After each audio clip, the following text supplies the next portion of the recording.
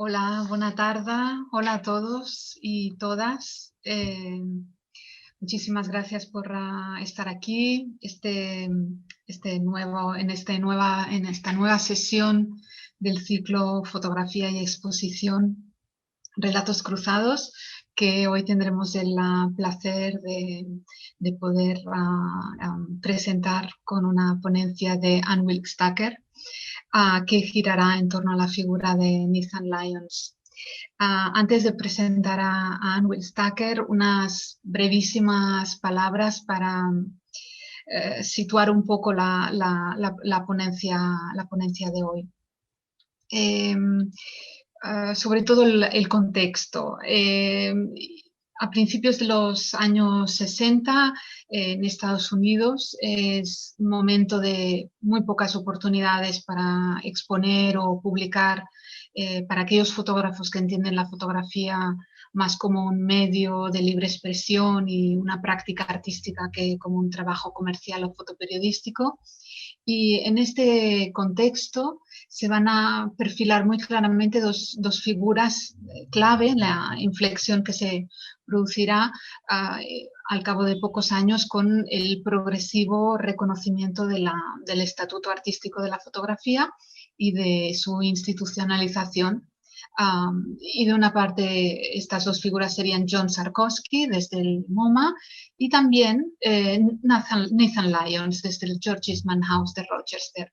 Con John Sarkowski estamos muy familiarizados con sus teorías, sus exposiciones, sus libros y catálogos, incluso con sus críticos y sus argumentos, pero quizás lo estamos mucho menos con la figura de Nathan Lyons, cuyas ideas y contribuciones ofrecieron un claro contrapunto a las posiciones articuladas desde el MoMA y que precisamente en este ciclo nos parecía muy importante recordar y resituar.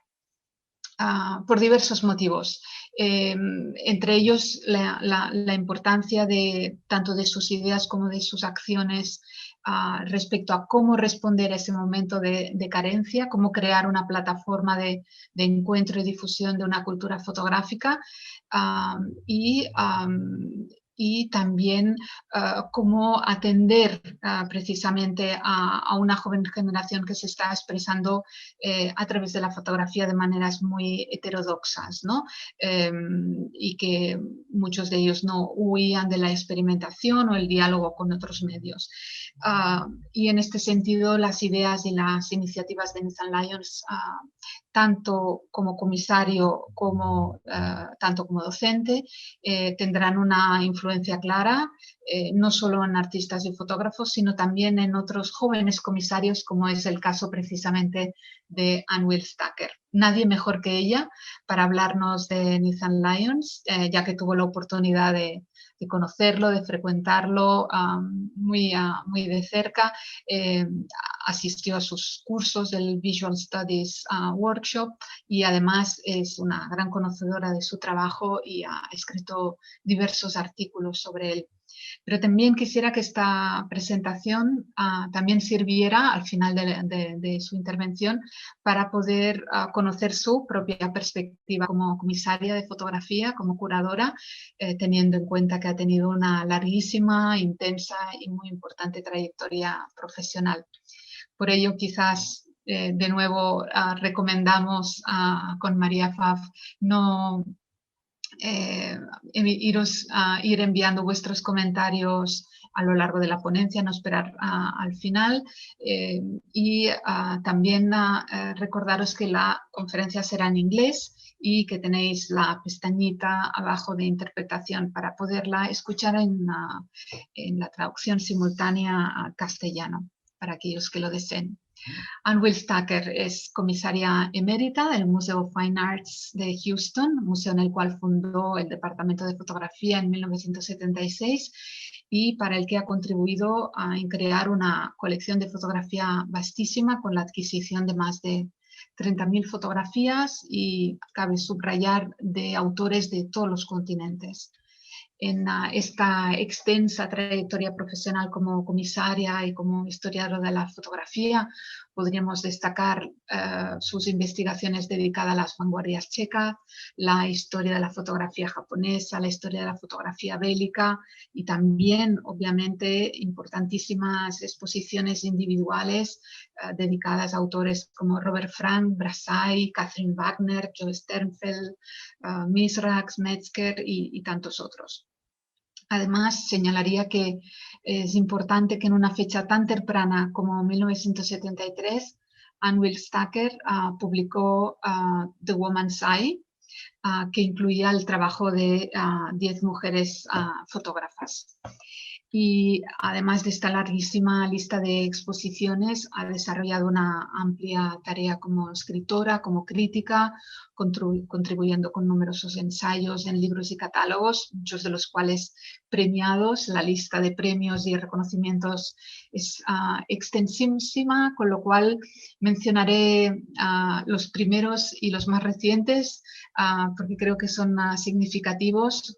Los dos primeros, un National Endowment for the Arts en el 76 y un John Simon Guggenheim Memorial Foundation Fellowship Award, dedicados a sus investigaciones sobre la Photo League, al cual dedicaría un libro unos años más tarde, en el 87. Y entre los reconocimientos más recientes, American Best Curator, concedido por Time Magazine en el 2001, o el premio al comisariado como miembro de la Royal Photographic Society de Londres. Entre medias, muchísimos otros premios y reconocimientos.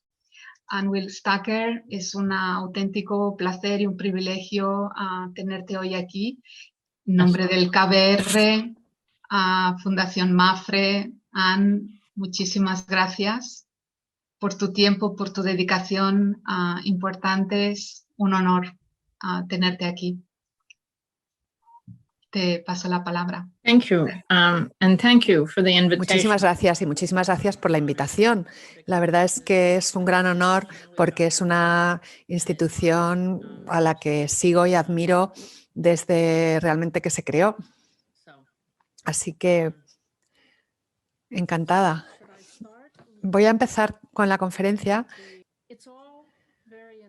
Todo es muy interesante, decía frecuentemente Nathan Lyons, y lo decía al mismo tiempo en broma y en serio, como excusa y como orden. Por ejemplo, Nathan usaba esta frase cuando los estudiantes le preguntaban qué camino debían seguir en su vida y en su arte.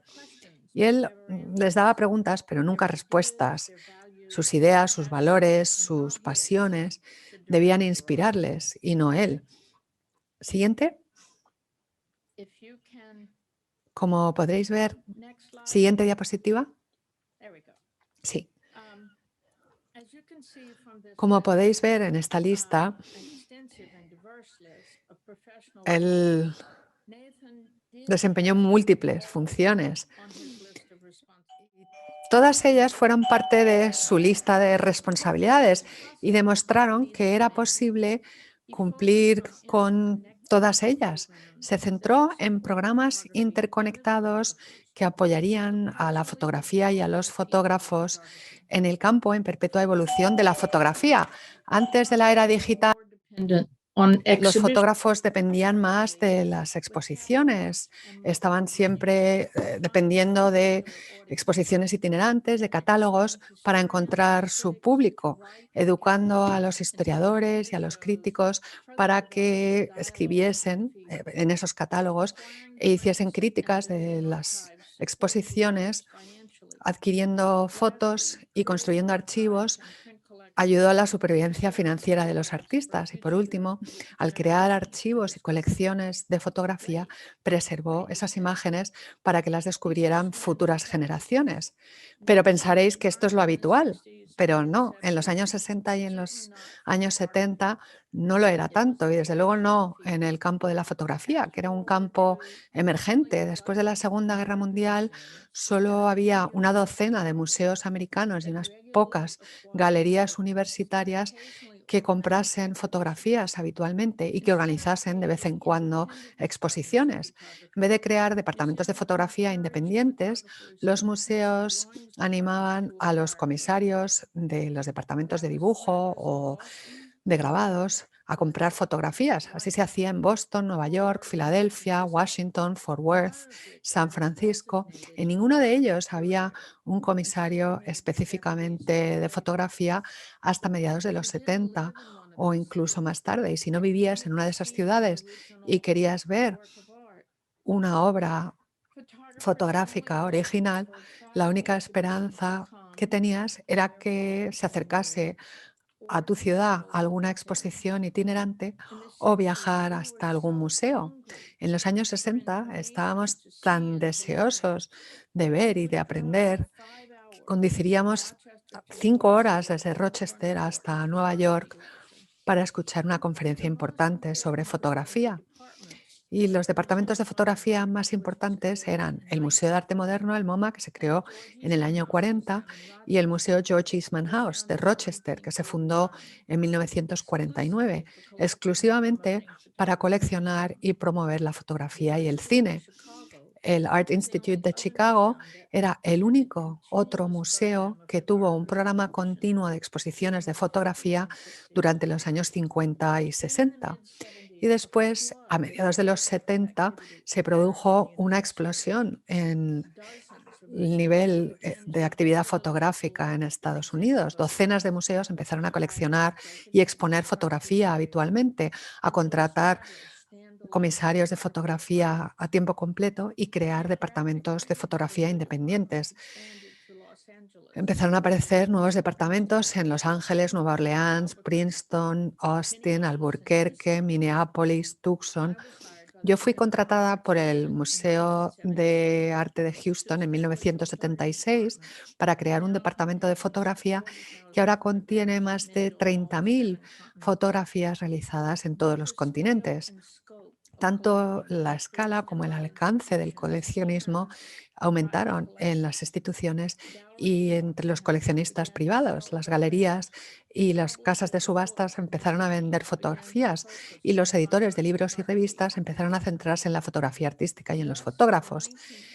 Y ya en los años 80, la creación, enseñanza, colección, exposición, publicación y marketing de las fotografías era algo cada vez más habitual. Siguiente.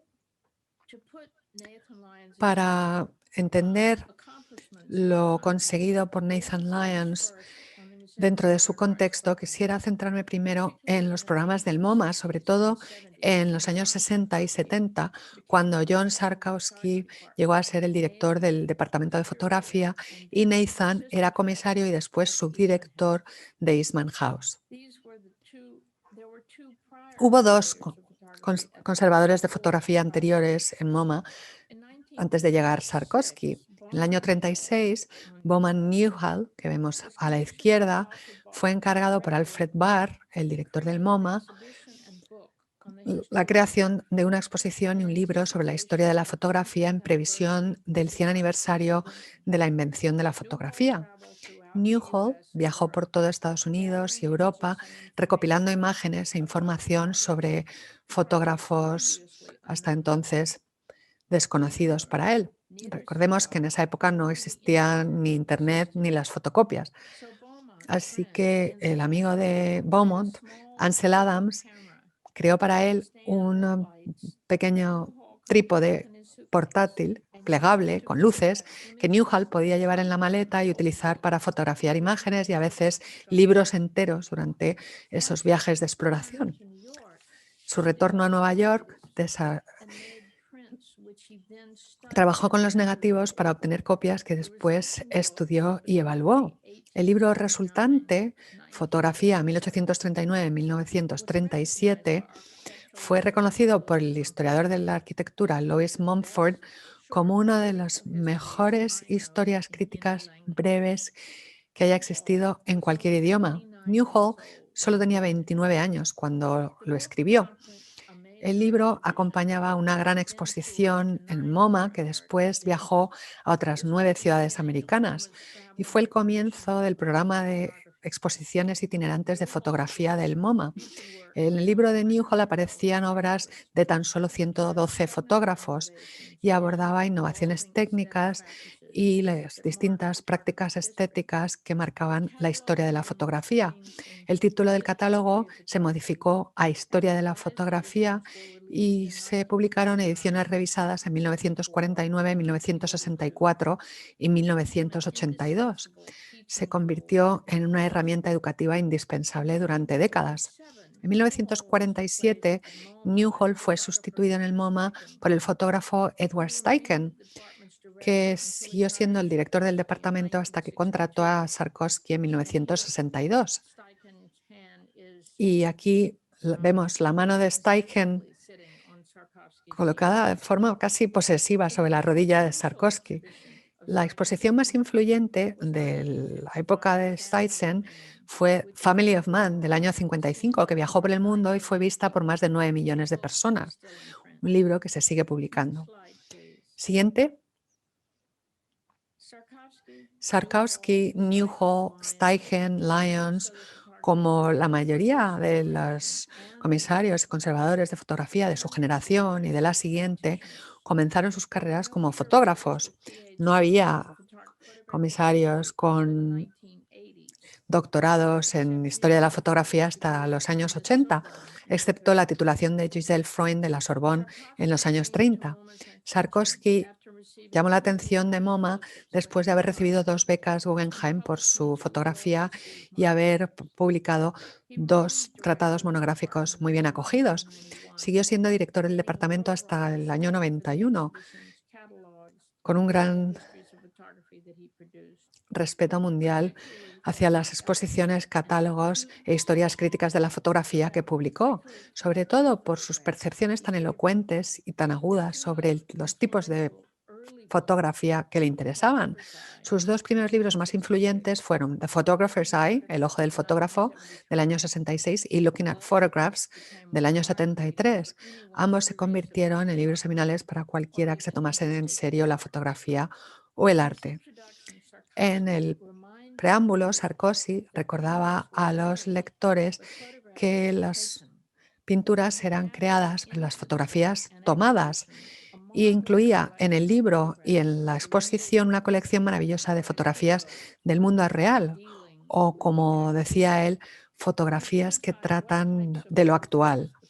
Identificaba qué tipo de temas elegían los fotógrafos y cómo uno o más de sus 5 métodos establecidos para obtener una fotografía llevaban a revelaciones memorables. Esta es una definición bastante limitada de la buena fotografía que Sarkowski fue ampliando posteriormente. 7 años después, para Looking at Photographs, eligió 100 imágenes muy diversas que iban desde daguerrotipos a una secuencia de Duane Michaels del año 69 y escribió ensayos cortos definiendo el lugar especial de cada imagen en la evolución de la fotografía.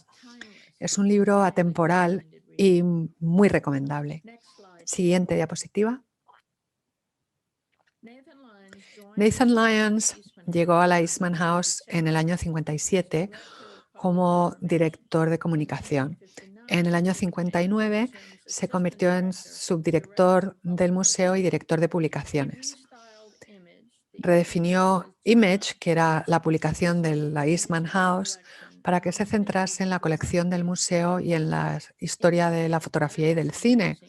Las revistas Image y Aperture fueron ambas fundadas en el año 52 y ambas inicialmente editadas por el fotógrafo Minor White, y querían ofrecer una alternativa más seria de artículos y fotografías, los que aparecían en las revistas populares de fotografía que dominaban el mercado y estaban impulsadas por las ventas de cámaras. Lyons empezó también a construir relaciones con editoriales para poner en marcha el programa de publicaciones del museo. Para 2 de sus primeras publicaciones, eligió reunir ensayos de los propios fotógrafos para definir sus distintas visiones de lo que era o podría ser la fotografía, en vez de promover sus propias opiniones. Su primer éxito fue encontrar un editor para los diarios de Edward Weston, que Beaumont y Nancy Newhall habían buscado sin éxito. Lyons empezó a construir una relación con Horizon Press, que aceptó publicar 2 volúmenes de los Daybooks de Edward Weston, editados por Nancy Newhall. El volumen 1, publicado en 1961, contenía los diarios de los años de Weston en México, y el volumen 2, publicado en 1966, incluía los años de California. En el mundo tan teórico del arte en el que vivimos actualmente, la visión refinada de Weston no está ya de moda. Los fotógrafos podrían encontrar interesantes los diarios de Weston cuando habla de lo que le atrajo a México o a la costa de California, o las dificultades con fotos que no cubrían sus expectativas, o quizás se identificarán con su experiencia de viajar y acampar durante miles de kilómetros para fotografiar a América cuando recibía alguna beca. Lyons también fue el editor de Photographers on Photography, una antología crítica que se publicó en 1966, que incluía 39 ensayos de 23 fotógrafos que habían conformado la historia de la fotografía del siglo XX y que fue la primera de estas antologías en publicarse. Los artículos fueron elegidos para representar la filosofía individual de cada fotógrafo y su aportación al desarrollo de la expresión fotográfica contemporánea. En una revisión muy coherente, el comisario Van Deren Koch señala que había combinado fuentes a menudo difíciles de encontrar y que ofrecía a los lectores conceptos muy diversos que subyacen a los principales movimientos de la fotografía creativa. El fotógrafo Dawood Bey dijo que él llevaba una copia de este libro seminal para leerlo y releerlo hasta que estaba completamente destrozado y sujetado con celo. Siguiente. Otras publicaciones diseñadas por Lyon incluían tratados monográficos a media carrera con exposiciones como la retrospectiva del 65 de Aaron Siskin, así como enfoques más amplios como Fotografía del siglo XX, publicado en el año 67. Lyons elegía las fotografías para que fuesen una antología visual del interés de los fotógrafos del siglo XX. Muchos de los fotógrafos en ese momento eran todavía desconocidos o poco conocidos. La diversidad de estilos estéticos y de procesos fotográficos incluía en esta y en otras exposiciones gestionadas por Lyons una gama más amplia que en las de Sarkowski. Por ejemplo, Lyons incluía fotografías construidas y no solo tomadas en un momento decisivo, como las imágenes posadas de Ralph Eugene Mittyard de sus vecinos enmascarados, o las exposiciones sobreimpuestas de Betty Hahn sobre bicromato, y los montajes de John Wood. Siguiente. En el año 60, Lyons fue ascendido a subdirector y comenzó una serie de exposiciones sobre la obra de jóvenes fotógrafos contemporáneos. Le dio a Lee Friedlander su primera exposición en solitario en el año 63, y 3 años después incluyó a Friedlander con Bruce Davidson, Danny Lyons, Gary Winogrand y Duane Michaels en la exposición Toward a Social Landscape, hacia un paisaje social. Además de incluir las imágenes individuales de los fotógrafos, Lyons proponía que había una estética de la instantánea y su ruptura involuntaria con el canon modernista que había influido a cada uno de los fotógrafos de la exposición y, de hecho, a todos los medios gráficos. Lyons, además, definía la instantánea como un género auténtico, únicamente fotográfico, algo que estos fotógrafos entendían. Cuestionaban el tema de los contenidos de la imagen y de cómo había que formular las imágenes. Los marcos inclinados de Winogrand, decía Lyon, cuestionaban la estructura dentro del marco de la imagen y cómo podría relacionarse con la visión. Toward a Social Landscape viajó por Estados Unidos y Canadá, y Lyon siguió dando conferencias sobre las instantáneas y su impacto en el campo de la fotografía. Un año después, Lyons fue el comisario de la exposición The Persistence of Vision, que incluía obras de Donald Bloomberg, Robert Heineken, Charles Gill, Ray Metzger, Jerry Ullsman y John Wood. Cada uno elegido por negarse como creadores a mantenerse dentro del marco tradicional de la fotografía. Varios de estos fotógrafos utilizaban técnicas tradicionales o recortaban y creaban collages con sus fotografías. Heineken creaba esculturas sobre las que montaba sus fotografías. Metzger pasaba la película a través de la cámara múltiples veces o revelaba tiras de sus negativos. Todos rechazaban la práctica de crear una única imagen con un único negativo como formato aceptado para la fotografía artística. Los fotógrafos de ambas exposiciones se apartaban de los cánones modernistas previos a la Segunda Guerra Mundial. Y quiero señalar que se publicaron 4 libros de importancia crucial en un periodo muy corto de tiempo.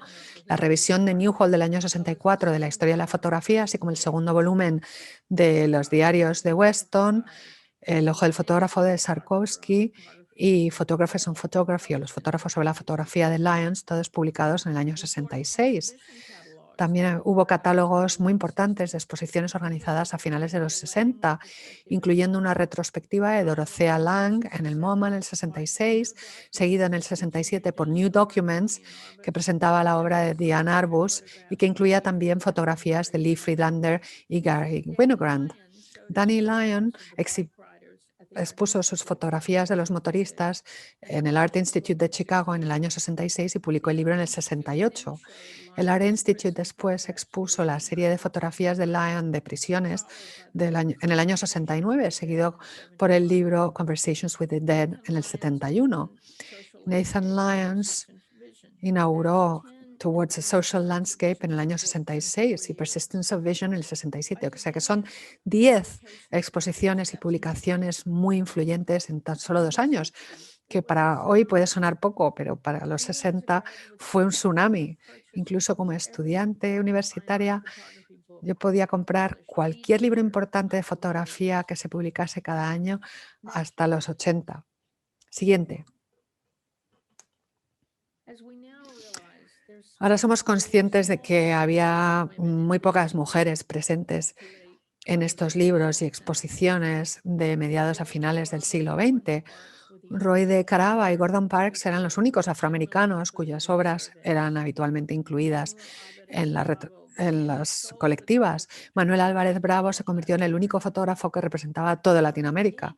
Y con respecto a Asia, Lyons fue uno de los primeros americanos que llevó sus exposiciones itinerantes a Japón y que dio a los fotógrafos japoneses contemporáneos la oportunidad de exponer en la Eastman House o posteriormente en su taller, en el Visual Studies Workshop. Después de haber visto las exposiciones de Lyons en Japón, los fotógrafos japoneses iban a Rochester a conocerle y a visitar la Eastman House. Takayuki Ogawa fue a Nueva York a conocer a Robert Frank y a fotografiar la ciudad. La serie Nueva York Is fue expuesta en la Eastman House en el año 68. Yo, de hecho, colaboré con esa exposición como estudiante universitaria y 44 años después escribí un ensayo para una colección póstuma de la obra en un libro. En el año 97, Lyons invitó a Noriko Fuku a presentar su exposición An Incomplete History, Women Photographers from Japan, 1864-1997, en las galerías del Visual Studies Workshop. También publicaron un catálogo y la exposición pasó a ser itinerante. Incluía fotografías de Shima Ryu, que fue una de las primeras pioneras de la fotografía en Japón, con su marido Shima Kakuku. La exposición de Fuku fue la primera que incluía fotografía contemporánea femenina en Estados Unidos o incluso en Japón. Siguiente.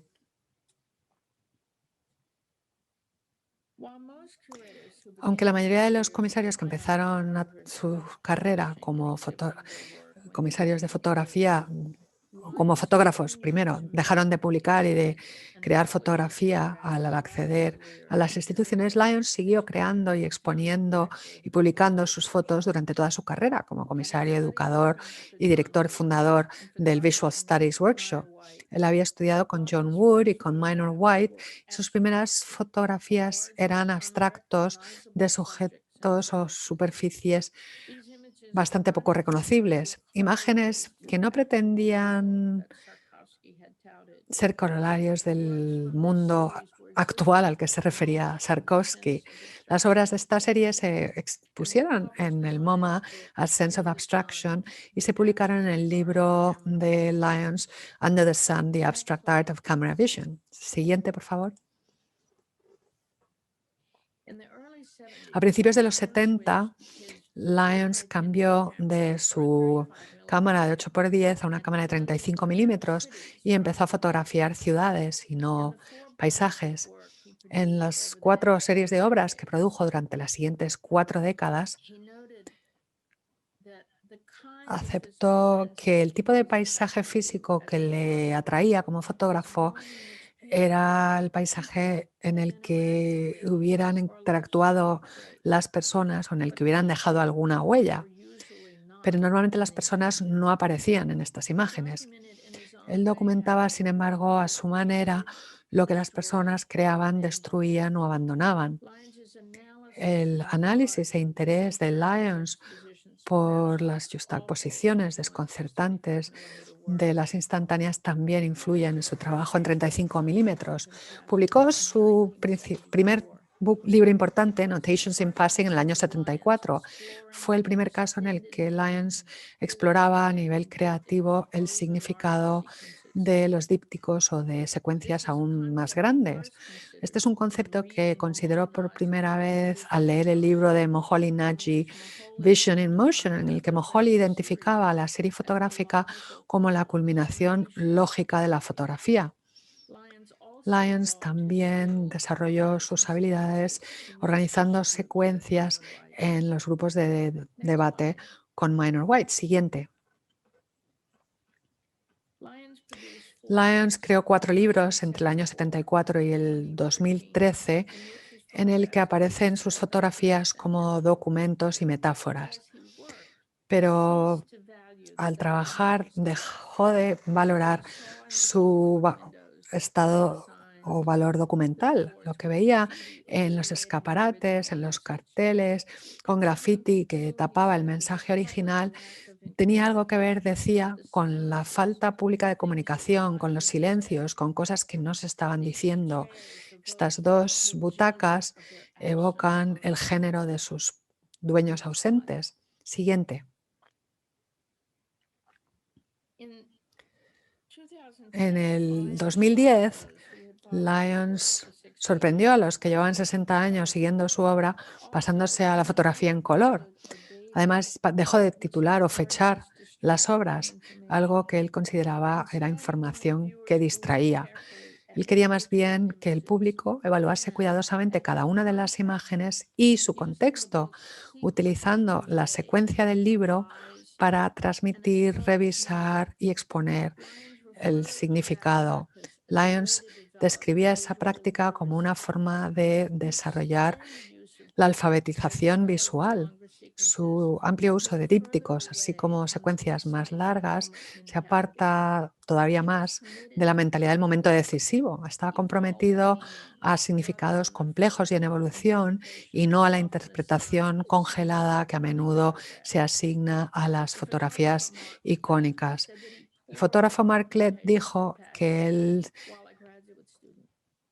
estudió en profundidad Notations in Passing cuando era estudiante para entender los diálogos visuales entre las imágenes. Lyons lo que quería era que viéramos las fotografías no como imágenes sueltas, sino como parte de un contexto más amplio. Como el poeta que inicialmente había querido ser, Lyons respetaba la palabra y entendía el contexto como algo crítico para el significado. Tampoco olvidaba el diálogo crítico entre formas, tonos y texturas que dominó en sus primeros abstractos. A lo largo de las décadas, intensificó los niveles en los que operaban las imágenes internamente y a través de las secuencias. La crítica del New York Times, Vicky Goldberg, señaló que las fotografías de Lyons eran pequeñas aperturas a momentos que en secuencia constituyen más que la suma de sus partes. Siguiente. En agosto del 69, Lyons dimitió de la Eastman House por un desacuerdo sobre las políticas de la institución con el Consejo. El año anterior había puesto en marcha un programa universitario de fotografía en colaboración con la Universidad de Nueva York, Buffalo. Después de su dimisión, había docenas de nuevos estudiantes que se habían matriculado. Estas son imágenes de George Eastman House, tal y como era cuando la abandonó abruptamente Nathan Lyons.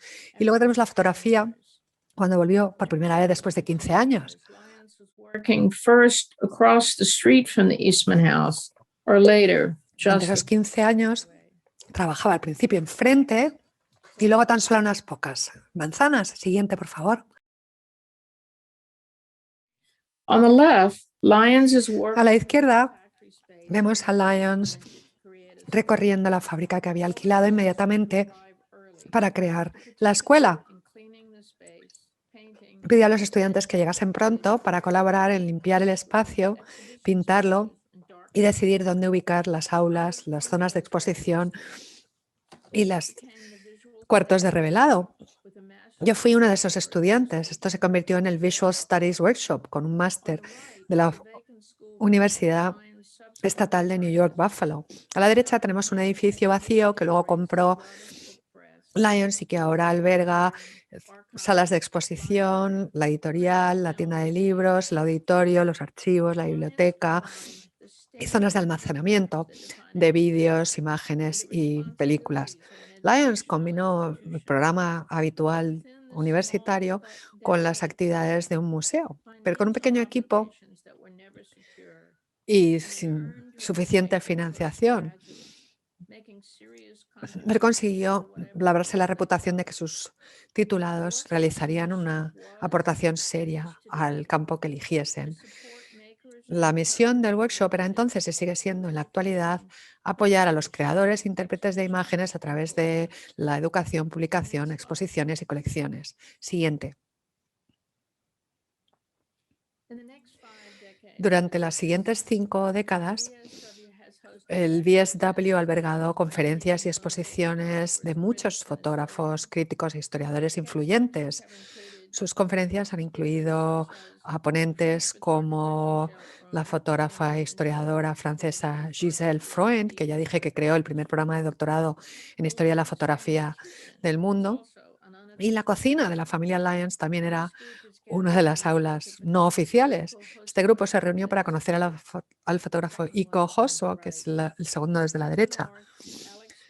Kenda North, Alex Sweetman y Lionel Suntop eran todos estudiantes de posgrado. De las dos personas alrededor de la mesa, que ambas se llamaban Les Crims, el hombre enseñaba fotografía en SUNY Buffalo. Las sesiones alrededor de la mesa de la cocina a menudo se prolongaban hasta altas horas de la noche, complicándole la vida a la mujer de Nathan, Joan, que también trabajaba en el VSW y que además estaba criando a 3 hijos al mismo tiempo, que era también una artista. Siguiente. Pensamiento crítico era parte del contenido de los cursos y Eddie Coleman era uno de los invitados más valorados después de haber sido crítico primero en el Village Voice y luego en el New York Times. Los que querían llegar a ser críticos o historiadores también tuvieron la oportunidad de trabajar en cuestiones en la publicación del VSW After Image y potencialmente escribir artículos para publicarlos en ella. En el año 2017, el VSW recibió fondos de la National Film Preservation Foundation para conservar About Us, una película de 16 milímetros creada en el año 72 por estudiante y artista Robert Frank, que vemos a la derecha. La película de 35 milímetros fue escrita, dirigida y editada conjuntamente por Frank y los 6 estudiantes durante un taller de 3 meses en el VSW. Siguiente.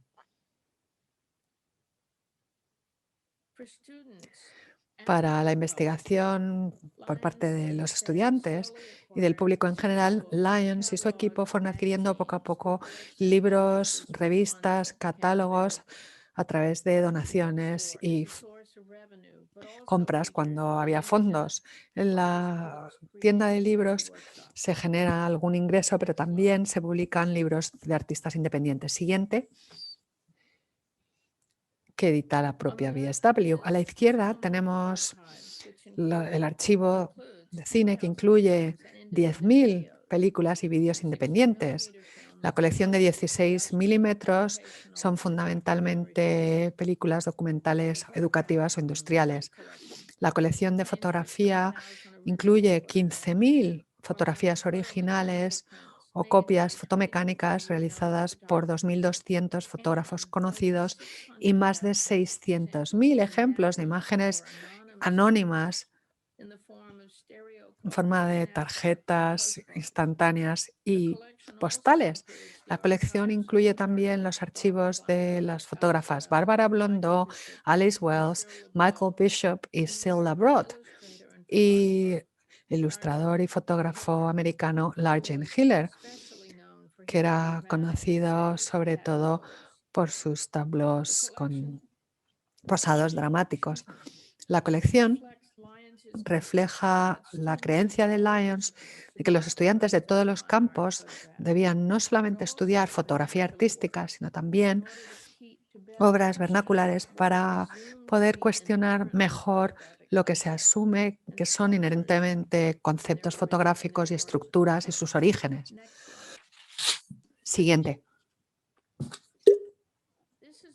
Aquí tenemos una lista resumida de personas que trabajaron con Nathan Lyons en la Eastman House o que se titularon en el taller y que ahora ocupan puestos importantes como comisarios o directores de museos americanos.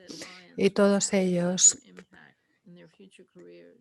creen que Lyons tuvo un gran impacto en sus futuras carreras. Aquí tenemos a Adam Weinberg del Whitney, Harold Jones, que fue director fundador de la Light Gallery y director fundador del Center for Creative Photography, Charlie Steinbach en Florida, yo en Houston y Charles Desmarais, que fue el director del Laguna Art Museum, director del Contemporary Art Center de Seattle, director asociado del Brooklyn Museum y que hace poco se ha retirado como crítico de arte del San Francisco Chronicle. Siguiente.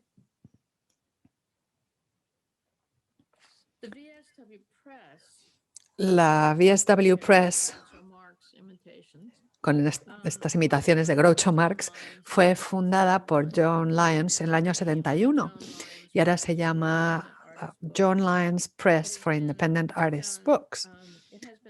Ha sido crucial para el desarrollo del campo de libros de artistas independientes, publicando libros de artistas y aportando recursos para la crítica. Nathan y Joan fundaron esta editorial para dar a los artistas un lugar donde publicar sus propios libros independientes y trabajar sin presiones comerciales o supervisión. John Lyons editó también la primera antología de ensayos críticos y fuentes sobre el campo de libros de artistas que se publicó en el año 84. Después también fue la editora de Artists' Books, Visual Studies Workshop Press, 1971-2008.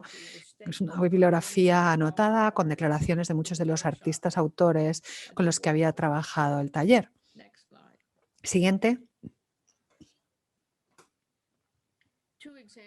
Dos ejemplos de libros de reciente publicación son este libro que se titula 202, 456, 111 de Jason Lazarus con Martha Rosler. Y el siguiente, este libro de Nur Balkir, Move On with Your Sad, Empty, Childless Life. Siguiente. Empecé con una lista de las distintas funciones de Nathan en el campo de la fotografía y sus muchas aportaciones, pero no todas. Acabaré con momentos un poco menos serios. Muchos reconoceréis la imagen de la izquierda, que es una tarjeta de la serie de Mike Mandel, Photography Trading Card, del año 75. La fotografía del centro incluye a 5 comisarios de fotografía: Arthur Oldman, del San Diego Museum of Photography; Roy Plouffinger, del Henry Rason Center de la Universidad de Texas; Nathan, John Sapkowski y David Travis, del Art Institute of Chicago. Os puedo decir que Lyons ganó esa partida de bolos. Y la última imagen es un poco más una sátira, porque tiene un cartel en el que dice que se considera un sabio, mientras señala a una pizarra en la que supuestamente Lyons ha escrito algo. A mí me parece que esta imagen es un buen final para una conferencia que se titula Todo es muy interesante. Muchas gracias. Muchísimas gracias, Anne. Thank you so much for esta magnífica introducción a una figura tan rica, poliédrica, intensa como es la de Nathan Lyons. Quisiera recoger muy brevemente algunos de los puntos clave que has ido situando en tu charla, que creo que son importantes y quizás servirán también un poco para abrir el debate, que ya tenemos un par de cuestiones. Primero de todo, la importancia, como muy bien has sabido situar, que otorgaba Nathan Lyons no solo a sus propias ideas, sino también a la importancia de difundir las ideas de los fotógrafos, y de ahí el carácter pionero de un libro como Photographers on Photography, ¿no? del año 66. Pero también y sobre todo la importancia de esa programación que llevó a cabo en esos años en la George Eastman House, en la que hubo una inclusión tan importante de diferentes tipos de fotografías construidas, fotomontajes, y que sin duda, perdonad porque hay un poco de ruido, y en la cual sin duda su maestro John Woo, que se había formado con Moholy Nash en Chicago, sin duda había sido una influencia importante en ese sentido, ¿no? Y la importancia de promocionar a los autores más jóvenes, como fue la primera exposición de Friedlander, como tú has mencionado, y también la importancia que acordó a la secuencia, a la estética de la instantánea, y que en esos momentos estaban realmente retando a nuevas formas de utilizar la fotografía. Quizás me gustaría iniciar o plantear este debate, al menos inicialmente. Bueno, me interesaría hablar de tu trabajo como comisaria, pero primero me gustaría señalar o preguntarte algunas cuestiones sobre Nathan Lyons. La primera es que nos pudieras hablar un poco más sobre la vertiente curatorial de Nathan Lyons, porque es el tema del ciclo, pero sobre todo porque en su forma de ser y en lo que él creía, las exposiciones que planteó en la George Eastman House fueron muy provocadoras para una institución tan conservadora, ¿no? Entonces me gustaría mucho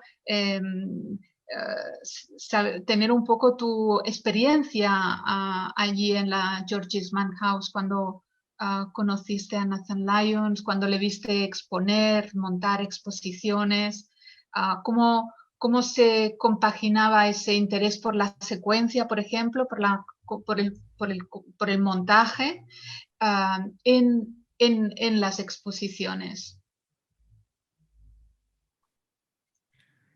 Nathan had Bueno, many. Nathan, la verdad es que tenía muchísimas cualidades extraordinarias y una de ellas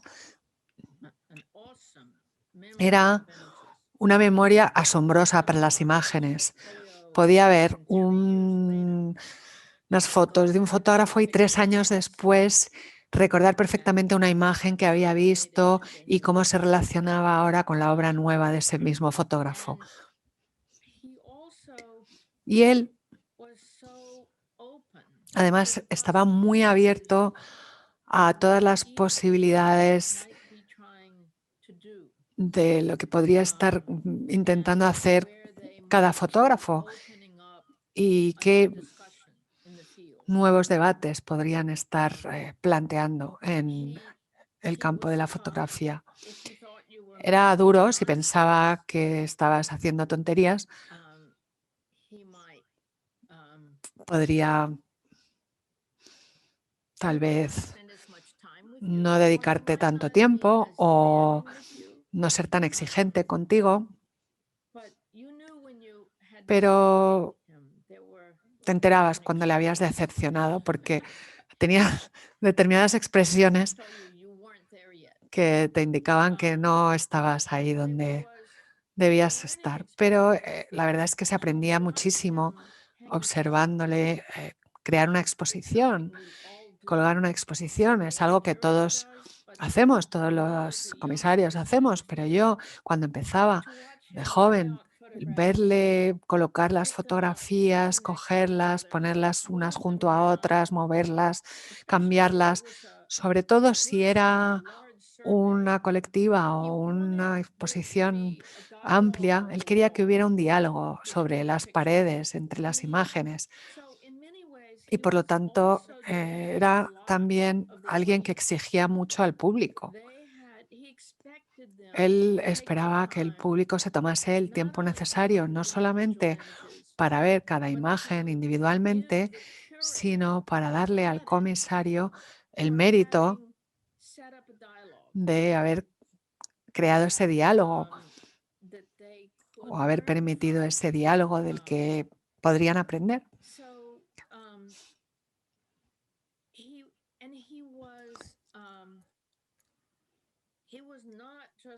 Y no solamente era un historiador de la fotografía, leía filósofos, era muy conocedor del campo de la literatura visual, era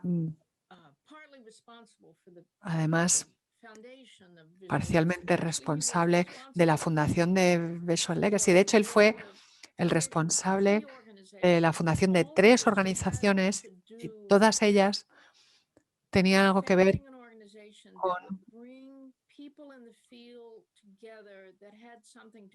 contribuir a unir artistas o personas en este campo que tuvieran algo que compartir. Una de ellas era para profesores y él fue el responsable de la fundación de la Society for Photography Education. El otro era para comisarios y fue uno de los responsables de la fundación de una organización internacional en este campo y también contribuyó a la organización Visual Literacy. Y por lo tanto, no solamente quería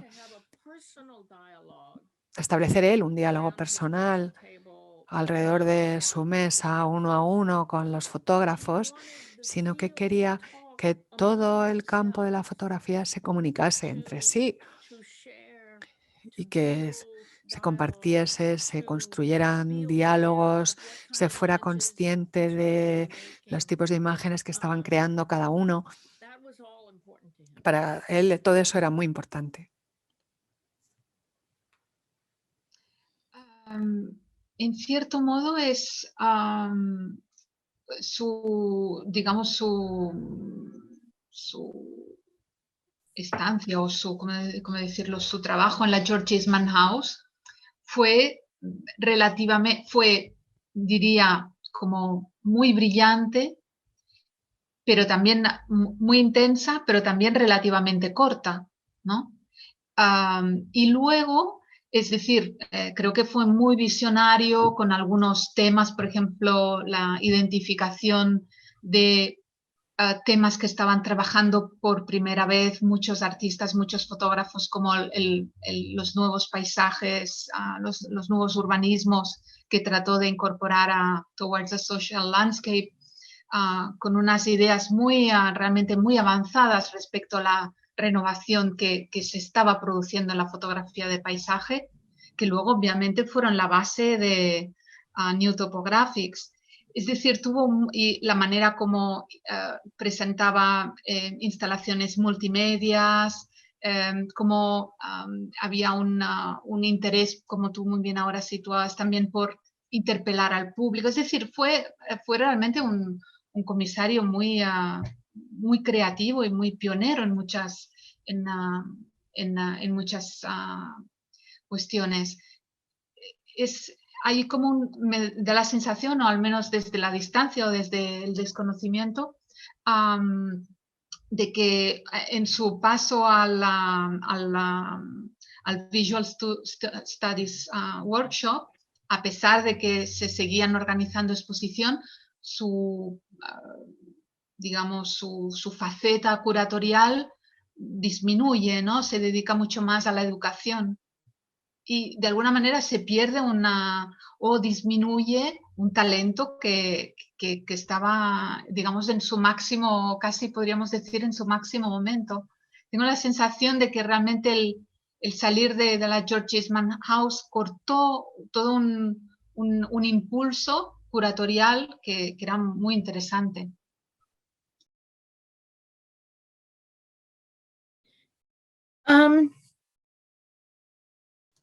Yes, I mean, you're right. Bueno, sí, yo creo que tienes razón, pero también creo, bueno, y como no estaba organizando exposiciones a gran escala y como, bueno, Sarkovsky estaba en Nueva York y él estaba en Rochester, que también era algo muy diferente, pero es verdad que no hacía grandes exposiciones, pero sí contrató a gente para que fueran comisarios en el taller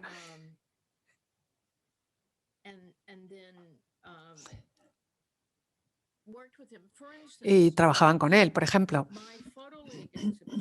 mi exposición del Photo League fue organizada por el workshop y luego viajó por Estados Unidos y Canadá, fue a la ICP en Nueva York y el entonces comisario de fotografía del workshop viajó con la exposición para asegurarse de que todo fuera bien y de que... Y ese comisario, Charlie Steinbach, ahora dirige su propio programa en Florida, así que trabajar para Nathan, ya estuvieses trabajando como editor en After Image o como comisario de exposiciones o en la editorial, era un gran aprendizaje para toda una generación. No he mencionado a los alumnos de posgrado que luego se convirtieron, por ejemplo, en el editor de fotografía de Time o, bueno, muchas otras profesiones. Y por lo tanto, sí, tienes razón que él ya no organizaba sus propias exposiciones, pero sí que actuaba como mentor de otros muchos que sí llevaron a cabo exposiciones importantísimas. La exposición de Adam Lineberg en Milwaukee, que fue uno de sus primeros puestos, fueron exposiciones muy importantes. Y ahora está dirigiendo el Whitney y él pues también ahora actúa de mentor de otros comisarios. O sea que es un proceso de aprendizaje. Tú lo haces, luego enseñas a otros a hacerlo y ellos a su vez enseñan a otros a hacerlo y así es como se van transmitiendo las ideas, haciendo. Gracias. Perdón, quería plantearte una pregunta del público y luego me gustaría que hablaras un poco de tu trabajo, pero primero de tu trabajo como comisaria y comentar algunos momentos importantes de tu trayectoria. Pero antes quisiera trasladarte la pregunta de un espectador que comenta: en los Estados Unidos, el formalismo inaugurado por Alfred Stieglitz, tiene una extraordinaria vigencia hasta los años 70. El juego simbólico y metafórico formulado a través de la idea de equivalencia es una constante que comienzan a constatar los autores de la época de Nathan Lyons y que solo esto termina a finales de los años 70. A su modo de ver, ¿a qué achaca esta extraordinaria duración de una tendencia estética? I might challenge you on. Yo la verdad es que no estaría absolutamente de acuerdo con todo lo que se dice en la pregunta en cuanto a que Stieglitz tenía un concepto de la equivalencia que no es exactamente el mismo que el de Manor White cuando habla de metáforas, y desde luego no tampoco el uso que hace Nathan de las metáforas, porque Stieglitz nunca hablaba de cultura, nunca hablaba. Bueno, The Steerage sí que tenía algo de elemento político, cultural, pero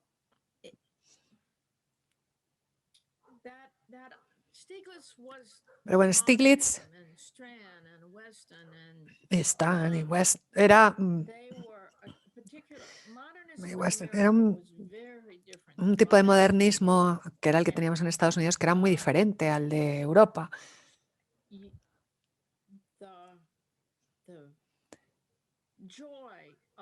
Y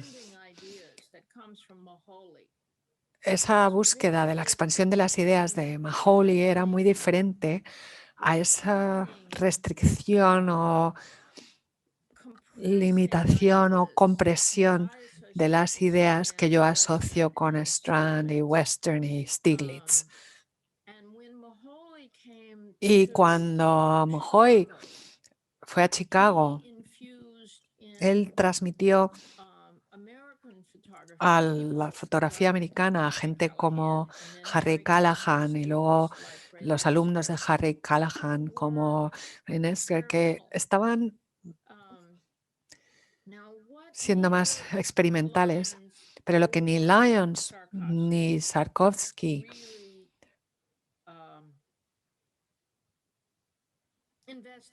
realmente investigaron fueron las raíces del conceptualismo. Y el conceptualismo realmente comienza en la costa oeste, con la fundación de las facultades en UCLA, en San Diego. De hecho, Douglas Schutler me dijo que las ideas del conceptualismo pasaron volando por Nueva York, pero solo aterrizaron desde California en los artistas europeos que estaban empezando a explorar esas ideas. Y luego, por supuesto, teníamos gente de Buffalo como Cindy Sherman, y esos se escindieron. Así que bueno, entiendo a lo que vas con la pregunta, pero pienso que Stieglitz hay que pensar en él como solamente hasta después de la Segunda Guerra Mundial, porque luego ya los conceptos de metáfora que surgen después de la Segunda Guerra Mundial son muy diferentes. No sé si eso contesta tu pregunta o tiene sentido. Sí, sí, por supuesto. Y es Me gustaría quizás aprovechar estos minutos más que tenemos para poder hablar un poco de cómo ha sido tu trayectoria como comisaria.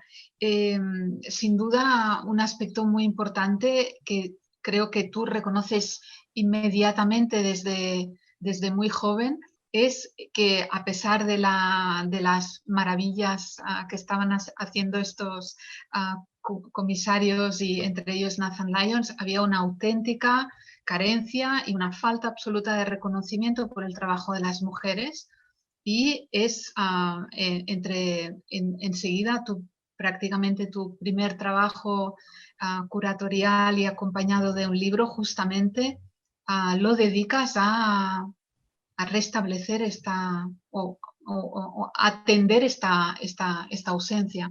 Me gustaría que nos explicaras un poco cómo lo viviste, cómo te sitúas ahí en ese punto.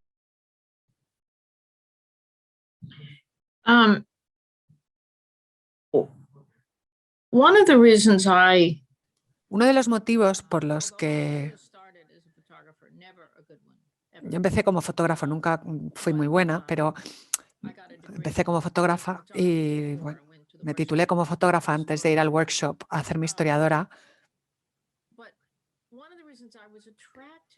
Pero uno de los motivos por los que me atraía la fotografía era porque era un campo que estaba totalmente abierto. Y creía entonces, y sigo creyendo ahora, que lo que no sabemos sobre la historia de la fotografía sigue siendo mucho más que lo que sí sabemos. Y eso es cierto, bueno, está cambiando porque ahora sabemos mucho más sobre África y ahora sabemos mucho más sobre fotografía en los países latinoamericanos y en Asia. Y eso está cambiando, pero sigue habiendo todavía tanto que aprender. Y yo creo que el incluir el debate sobre mujeres artistas en ese perímetro, solo había 11 mujeres en la historia de la fotografía de Newhalls, 12 o 13 en el Photographer's Eye de Sarkovsky. Y en parte era por una diferencia estética y en parte simplemente por que la sociedad no se tomaba en serio la obra de las mujeres en esa época. A Nancy Newhall le costó muchísimo que la aceptasen como historiadora de la fotografía y es una escritora maravillosa e inteligentísima. Y en la primera edición de Aperture escribió un artículo fascinante sobre la historia de los pies de página de las fotografías. Y yo la verdad es que tuve muchísima suerte de poder crear ese libro en el año 73 y conocer a esas mujeres increíbles como Bernice y como Lisette Mordell y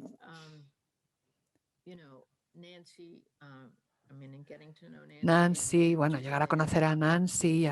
Y la verdad es que Bernice Abbott, hay una biografía suya, pero yo creo que en general no se le reconoce su importancia como pensadora en el mundo de la fotografía. No solamente era buena fotógrafa, sino que era muy inteligente con relación a lo que hacía con su obra y el por qué. Y hay un magnífico nuevo libro de Morgan Heiferman sobre fotografía de ciencias y Bernice tiene algunos de los ensayos más fascinantes en ese libro. Así que todavía hay muchísimo más que aprender. Pero Bernice, además, era gay y lesbiana y ese era otro motivo por el que no se la aceptaba. Y lo mismo podemos decir de Frances Benjamin Johnston. Stiglitz y Steichen no la dejaron participar porque sabían que no era hetero. Y por lo tanto, eso es un cambio crucial en este campo, el reconocimiento de la obra y de las aportaciones de las mujeres y de los hombres gay. Cuando yo aprendí por primera vez en la universidad sobre George Platt Lyons y se lo mencioné a Beaumont, Beaumont se me puso todo rojo porque no quería hablar con... Yo entonces era muy del sur, profundo, una jovencita del sur, sobre hombres gay. Y la verdad es que tenemos tantísimo que aprender todavía y mi carrera la he dedicado a explorar la fotografía, que me atraía muchísimo, y no llegar a entenderla y trabajar para conseguir entenderla. Fui a Checoslovaquia, vi el modernismo checo y creamos esa exposición que fue la primera sobre la vanguardia checa. Y en Japón lo mismo, fui a Japón y vi una exposición de los años 20 de modernismo japonés que me dejó absolutamente alucinada, y volví y hablé con el director del museo y me dijo, bueno, pues tráeme libros. Y dije, no, es que no hay libros. Y dijo, bueno, pues vamos a editar uno. Y así es como surgió eso. Pero también diré que tuve un papel importante o una regla importante, y es que jamás actué como comisaria de una cultura que no fuese la mía, sobre todo si no hablaba el idioma, sin contar con un comisario o comisaria de esa cultura conmigo. ¿Por qué? Y te contaré una historia muy dura que confirma esa regla. Yo estaba en Argentina y estaba mirando fotografías con Silvia Mengelado, que publica una revista de fotografía muy importante, y había una foto de unos huevos de pescado en una playa, unas fotos preciosas, y yo pues dije, sí, asentí.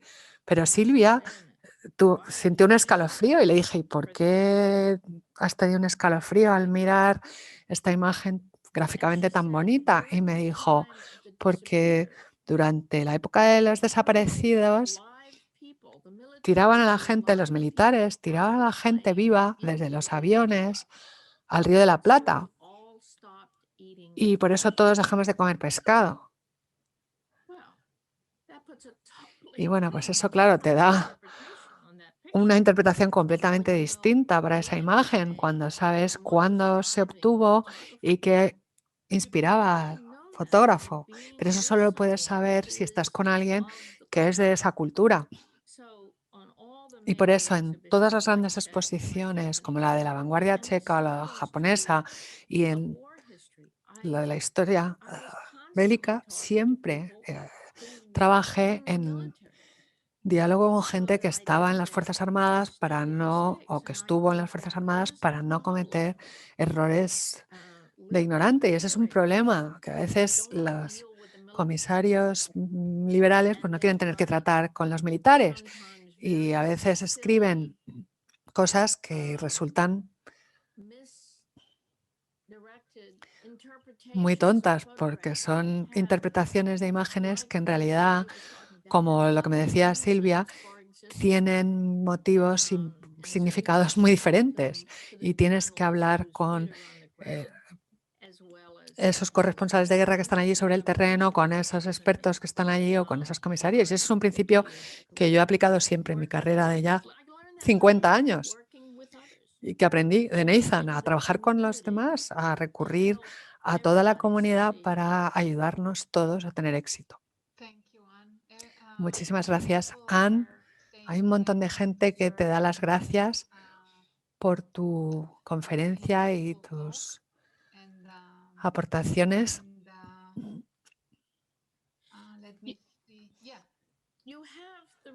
Bueno, el texto lo tenéis, así que lo podéis compartir con quien queráis. Vale, así lo hacemos.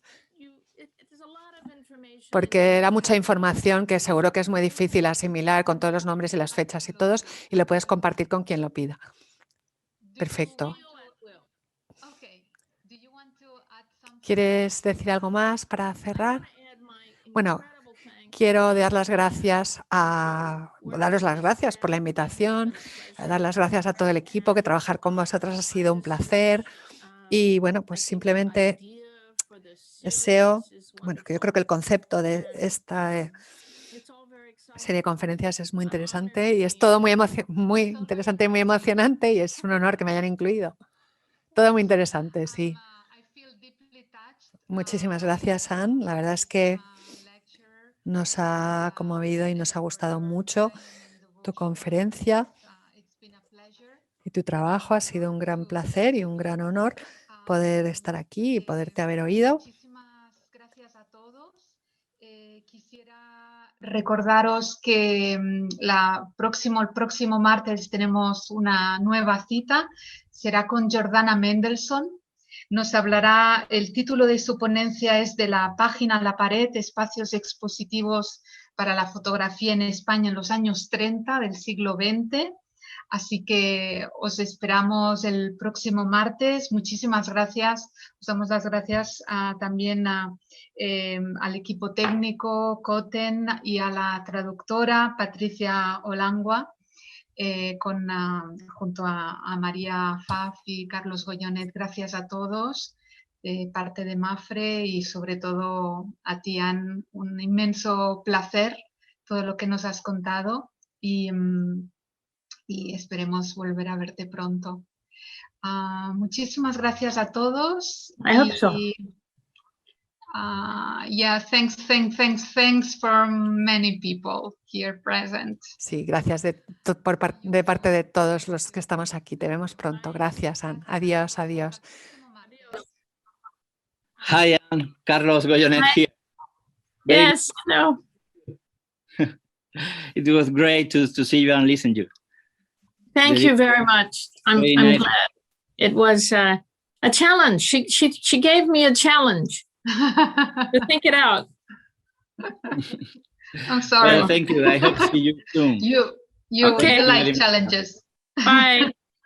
Bye. Bye. And thank you so much. Really, I appreciate so much, and I can imagine the effort for you these days. So I am very touched also about. It was a good collaboration. Yeah, we make a good team. Also Yes. with Maria. Yeah. Okay. Yes. Thank Absolutely. everyone for me. I contact you soon. Okay. Okay. Bye.